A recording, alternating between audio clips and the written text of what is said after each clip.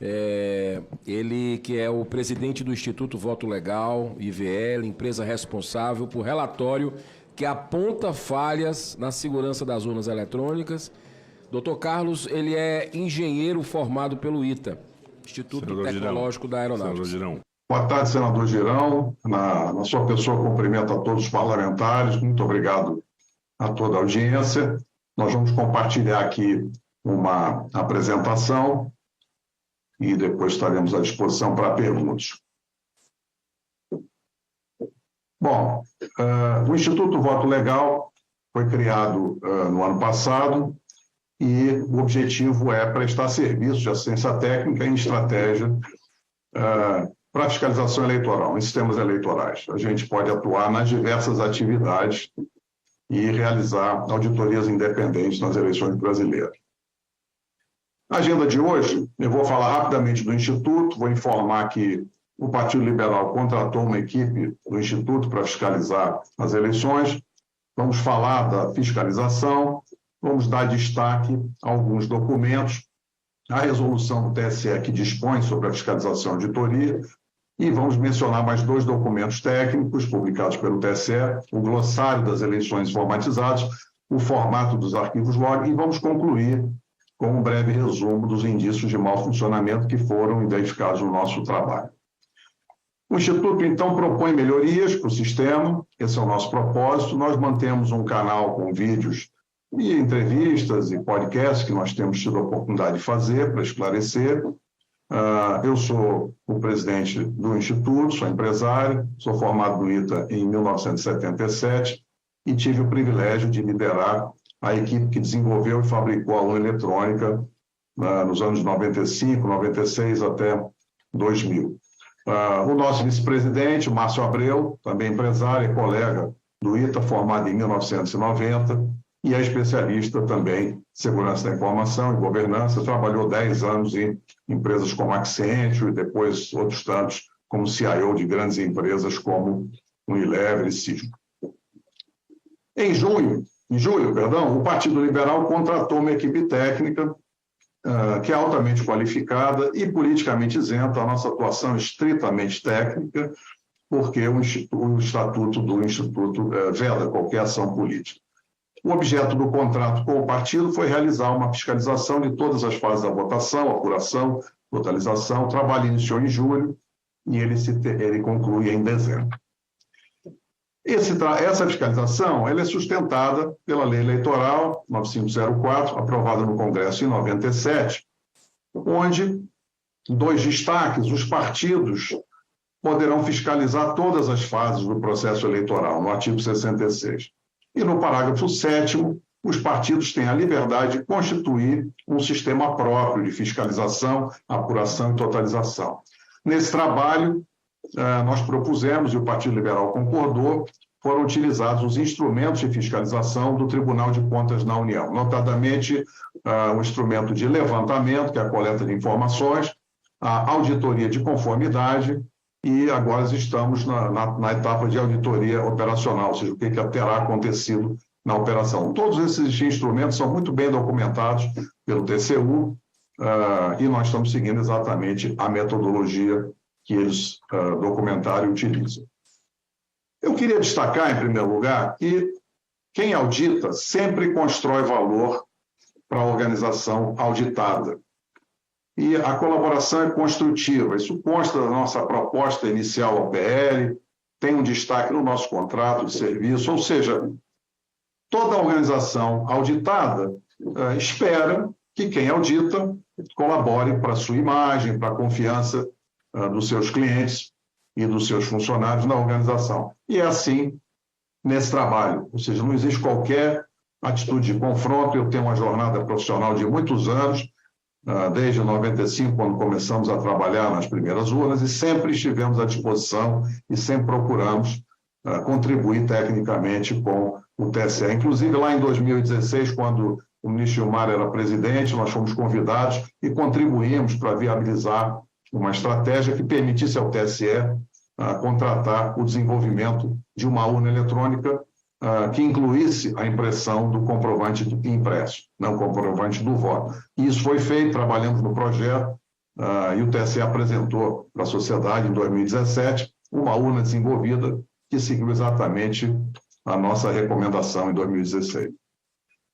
O nosso trabalho não é pontual, ou seja, o que aconteceu agora recentemente não aconteceu do nada, isso é parte de um processo que tem várias etapas, iniciou lá em julho, depois, no início de agosto, nós entregamos o primeiro relatório, que foi o levantamento de toda a documentação, nós trabalhamos com documentação pública, disponível no site do TSE, do Tribunal de Contas, do ITI, e em vários outros sites, no site da ABNT, todo o trabalho é suportado por normas brasileiras para as mais diversas atividades. No início de setembro, foi entregue o primeiro relatório da auditoria de conformidade, e esse relatório incluiu uma auditoria de pré-certificação e segurança da informação nos sistemas do TSE, no contexto do TSE, e inclui toda uma análise de critérios na norma ISO 27001. Foram 215 questões apresentadas ao TSE e respondidas pelos nossos auditores e que foram entregues em anexo ao relatório. Então, inclusive, o TSE ganhou aí uma auditoria de pré-certificação e segurança da informação, que normalmente é um trabalho prestado, né, por empresas que querem avançar nos seus sistemas de segurança. No início de outubro, nós então entregamos uma versão 2.0 dos relatórios de levantamento e auditoria, e no início de novembro, nós entregamos uma apresentação executiva final. Todos esses documentos são entregues ao PL, inicialmente como documentos confidenciais, depois eles são entregues ao TSE, e nós temos nos colocado à disposição do TSE para conversar sobre esses documentos e responder a questões técnicas. Nós fomos muito bem atendidos no início do trabalho pela doutora Cristine Petter, secretária-geral da presidência do TSE naquela época, mas depois que a gestão mudou, não tivemos mais oportunidade de ter reuniões técnicas, o que seria muito importante nesse tipo de trabalho. A atividade em curso solicitada pelo PL foi realizar, após as eleições, uma auditoria do log de urna. O nosso trabalho ele é exclusivamente técnico e a gente segue especificamente as instruções fornecidas pelo TSE, na resolução que foi publicada no final do ano passado e dispõe sobre os procedimentos de fiscalização e auditoria do sistema eletrônico de votação. Essa resolução ela é similar às resoluções publicadas nos anos anteriores, sempre um ano antes, né? No final do ano anterior a uma eleição, o TSE publica uma resolução para dispor sobre os procedimentos de fiscalização e auditoria, ou seja, isso é um procedimento normal, que existe há muitos anos, e sempre no ano anterior o TSE publica uma resolução para regular a fiscalização e a auditoria. Então, o nosso trabalho segue exclusivamente a orientação técnica do TSE. E a auditoria utiliza a documentação pública disponível no site do TSE e o log de urna fornecido de maneira pioneira. Isso é um avanço muito importante de transparência do TSE. Agora, esse ano, foi a primeira vez que a Justiça Eleitoral disponibilizou, no dia seguinte à votação do segundo turno, o log de todas as urnas eletrônicas, e o log é informado pelo TSE como um elemento de auditoria importante aos partidos políticos. Ou seja, nós estamos analisando um instrumento de auditoria que foi divulgado pelo TSE para esse fim, né? A resolução publicada pelo TSE é feita exatamente para isso, e ela dispõe sobre os procedimentos de fiscalização e auditoria dos sistemas eletrônicos de votação. Logo no artigo 1º, fica claro que os procedimentos de fiscalização e auditoria do sistema serão regidos por esta resolução. Então, o que temos feito como equipe técnica, trabalhando para o Partido Liberal nesse trabalho, segue exatamente aquilo que foi regulamentado pelo Tribunal Superior Eleitoral. Nesta resolução, existe uma previsão das ações após a eleição. Existe lá uma seção específica para verificação extraordinária após o pleito, né? E tem 2 artigos, e é com isso que nós estamos trabalhando. Então, as entidades poderão solicitar uma verificação extraordinária. E quando é que isso é possível? Quando surgem fatos extraordinários, naturalmente apresentados indícios e circunstâncias que precisam ser evidenciados e documentados como de fato foram. Então, trata-se de um fato absolutamente natural, previsto na resolução do TSE, verificar após as eleições os diversos sistemas. Nós focamos, nesse caso, por orientação do cliente, que é o partido, a análise nos sistemas instalados nas urnas eletrônicas, mas, em especial, os logs de urna gerados por esses sistemas que estão operando nas urnas eletrônicas. Um documento importante é o glossário das eleições informatizadas. No dia 1º de agosto, ocorreu a primeiro encontro do TSE com as entidades fiscalizadoras e os partidos políticos. Isso ocorreu na sede do TSE e nós tivemos a oportunidade de participar. Foi uma reunião bastante produtiva, bastante abrangente, onde o TSE não só apresentou todas as oportunidades de fiscalização, os instrumentos, mas entregou documentos impressos que depois também estavam publicados no site do TSE. E nós gostaríamos de destacar, em especial, esse glossário, que foi um folheto distribuído para nós naquele primeiro encontro. Porque esse glossário, ele define exatamente o que é o log de urna. E o glossário, então, explica que os logs são registros de atividade, como histórico de qualquer sistema. E, ao se analisar o log, é onde se vai localizar eventuais alterações, acessos e falhas, naturalmente, que os programas registram no log. Então, o próprio glossário diz que a urna registra todos os eventos relevantes do seu funcionamento e falhas encontradas, né, que ocorreram na operação desse sistema. Então, quem registra eventuais erros de operação e eventuais não conformidades é o próprio programa que funciona na urna. E esse glossário, então, destaca que o log de urna é um elemento de auditoria importante para os partidos políticos e demais entidades fiscalizadoras. Ora, estamos usando esse instrumento de auditoria.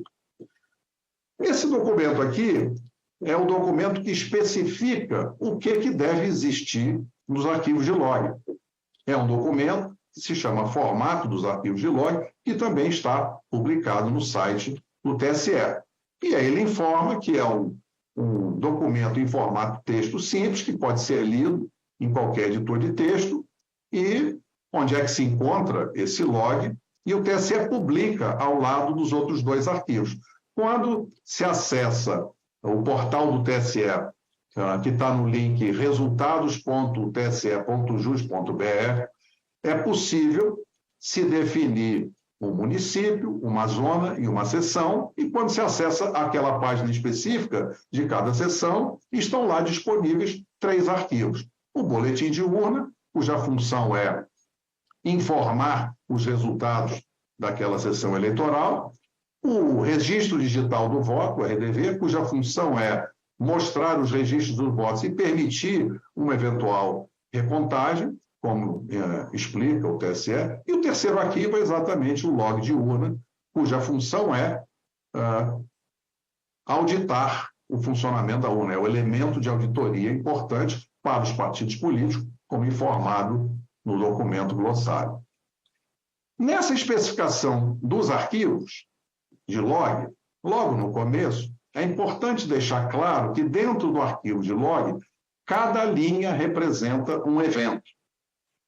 Então, na resposta que recebemos do TSE, nos foi dito, olha, é perfeitamente possível associar o arquivo log a uma urna. E nós concordamos, é isso que nós estamos fazendo. Nós consideramos que cada arquivo de log fornecido pelo TSE está associado a uma urna física. É exatamente esse o nosso entendimento, concordamos com os colegas do TSE. A nossa análise ela é focada no conteúdo de cada linha. Ou seja, quando o conteúdo de uma linha está correto, isso confirma que o funcionamento está dentro do esperado. Quando se encontra alguma informação, algum campo preenchido com uma informação que não é aquela que deveria estar lá para o funcionamento correto, surge exatamente um indício. Em relação ao formato, eu acho que é importante mostrar para vocês porque essas são as informações que constam de cada linha, e elas têm que estar corretas em cada linha. Então, a data e a hora, que define exatamente o momento que cada evento de operação da urna ocorreu, né? A severidade do evento tem várias categorias, pode ser uma informação, pode ser um erro, existem lá várias categorias documentadas, e tem esta informação que é muito relevante, que é o código identificador da urna. Por que é relevante? Porque essa informação, assim como a data e a hora, são lidas pelo programa da urna no hardware. Ou seja, para vincular o registro de cada evento, de cada atividade em uma linha do log, o programa que gera esse log, ele vai no equipamento físico e lê no hardware essas duas informações, a data e a hora, que estão no campo de carimbo de tempo, e na coluna 4, o código de identificação da urna, que é o número de série único de cada urna. E por que é importante isso? Porque o log é feito exatamente para isso, para você registrar cada evento e demonstrar que no registro daquele evento, o programa leu o hardware e vinculou aquela atividade, aquele registro do evento, a uma urna física. Por isso que é muito importante que esse código esteja registrado com o valor correto. Olha, aqui vale destacar que o nosso trabalho consistiu exatamente em analisar os eventos ocorridos nas urnas, e esses eventos foram registrados nas linhas do log, e essa análise, essa comparação foi feita de acordo com a especificação do TSE. Então, o nosso trabalho é bastante simples de compreender. Nós analisamos os arquivos log de todas as 472.075 urnas eletrônicas, nós comparamos todos os arquivos log com as especificações. Para fazer isso, nós usamos uma plataforma de última geração de análise de dados em larga escala. Foram identificados nessa análise de dados 3 registros que conflitam com especificações técnicas e com legislação. O primeiro indício de mau funcionamento foi um erro do código de identificação da urna nas linhas dos logs de todas as urnas de modelos antigos. Ou seja, naquelas linhas onde deveria estar o código de identificação correto, está publicado nos logs fornecidos pelo TSE um código espúrio, um valor espúrio, que não representa qualquer urna. Então, evidentemente, isso prejudicou associar cada atividade, cada linha do log com a urna física em que ocorreu aquele log. O segundo ponto de atenção relevante é o travamento da urna eletrônica. E como é que se identificou o travamento? Ao fazer uma análise do log, se verificou uma atividade que é urna desligada pela chave. Para uma urna ser desligada pela chave, é necessário que o mesário levante da mesa, vá até a urna, insira uma chave, como fosse uma chave dessas de armário de academia, ele tem que inserir uma chave na traseira da urna e intencionalmente desligar. Não existe um botão liga-desliga que permite um desligamento involuntário. Então, para que o mesário tenha levantado da sua mesa, ido até a urna e desligado a urna, é porque ela terá travado. E isso fica claro na mensagem de erro que surge exatamente antes do evento de desligamento. É importante destacar que esses eventos de desligamento, eles ocorreram durante a votação de um eleitor. Ou seja, o eleitor estava votando, a urna travou e o mesário foi lá e desligou. Claramente, uma urna travar não é um evento esperado, então ele é um indício de mau funcionamento. E, por fim, em relação ao sigilo do voto, existem 2 tipos de sigilo. Existe o sigilo do conteúdo do voto, evidentemente, que precisa ser protegido, mas é preciso assegurar o anonimato do eleitor. Isso está na lei, isso está, inclusive, em votos do Supremo Tribunal, quando considerou inconstitucional o comprovante impresso do voto em 2 ocasiões, né? A última vez foi quando considerou inconstitucional a lei que definiu o comprovante impresso do voto em 2015. Quando isso foi julgado, um dos itens que está lá no texto do voto do relator e comentado por outros ministros é não só o sigilo do conteúdo do voto é importante, mas a proteção do sigilo dos dados pessoais do eleitor associados com o momento em que o eleitor votou. Eu vou mostrar para vocês aqui, peço desculpas, porque é uma coisa técnica, a gente procurou colocar aqui em vermelho, mas vocês podem ver logo em cima, existe aqui número de série errado em todas as linhas do log. Então, é esse número que está aqui, 67.305.985, esse número, que é um número espúrio, não representa nenhuma urna física, ele está registrado em todas as linhas, de todos os logs, de todas as urnas de modelos antigos, de 2015 para trás. Então, esse é o primeiro indício de mau funcionamento. O segundo tema é o travamento. Aqui embaixo do lado direito, a urna trava. Como é que se sabe que a urna trava? Porque existe na linha 2169 lá uma mensagem de erro, que vocês estão vendo lá, tem um código todo estranho, mas aquilo é uma mensagem de erro. E aí, a urna que estava no momento 11 horas da manhã, 11 minutos e 51 segundos, ela fica até às 11h17, sem executar nenhuma atividade, existe uma mensagem de erro, e aí a urna é desligada pela chave. A única razão para a urna ser desligada pela chave é porque ela travou. Ora, quando uma urna trava, e esse evento aconteceram dezenas de milhares de vezes em diversas urnas, isso demonstra uma possível falha no programa da urna, porque é um produto que está funcionando corretamente, ele não trava. Espero que isso seja simples de ser compreendido. Qual que é a complicação adicional? Quando a urna trava, está registrado no log o nome de um eleitor, o nome completo de um eleitor. Existem outras situações em que aqui, no lugar do nome do eleitor, está o título, o número do título do eleitor, e existem outras ocasiões em que as informações são publicadas incompletas ou com erros. E claramente vocês estão vendo aqui que na coluna 2 está escrito erro, ou seja, ocorreu um erro.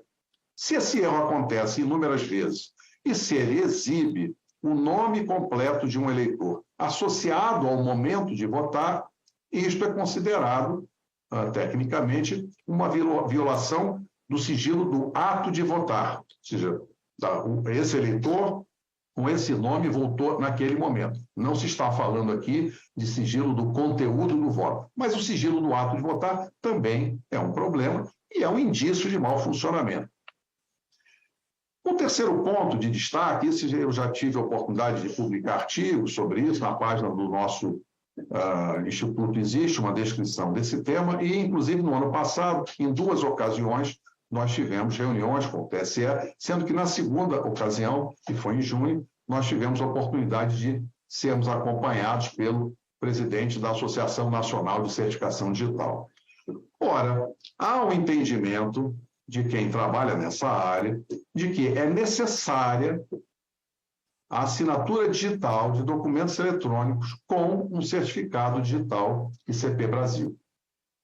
Ou seja, a ausência da certificação digital ICP Brasil faz com que documentos gerados pela urna eletrônica percam a garantia da presunção legal de veracidade. Isso está disposto no artigo 10º da medida provisória 2200, que foi a legislação que criou a infraestrutura de chaves públicas brasileiras. Existe também o artigo 4º da Lei 14.063 de 2020, que também trata desse tema. É um tema mais técnico, específico, ficamos à disposição para esclarecer.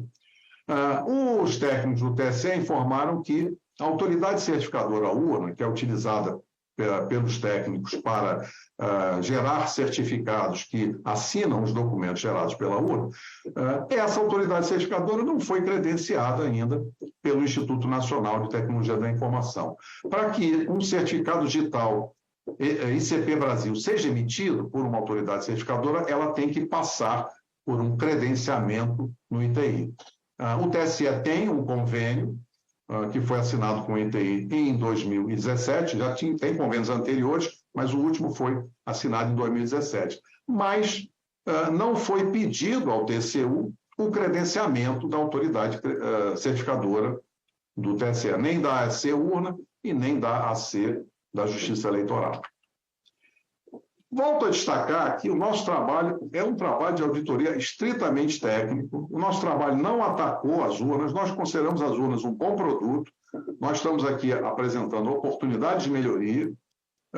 Em nenhum momento nós mencionamos fraudes, não nos cabe afirmar, porque não temos evidências disso, e isso será analisado dentro do processo de verificação extraordinária e, eventualmente, se for necessário, o TSE que vai decidir isso, naturalmente existem, por exemplo, especialistas em perícia digital forense na Polícia Federal que podem fazer um aprofundamento para descobrir as causas eventuais que geraram esses erros. Pode ser meramente um erro de programação.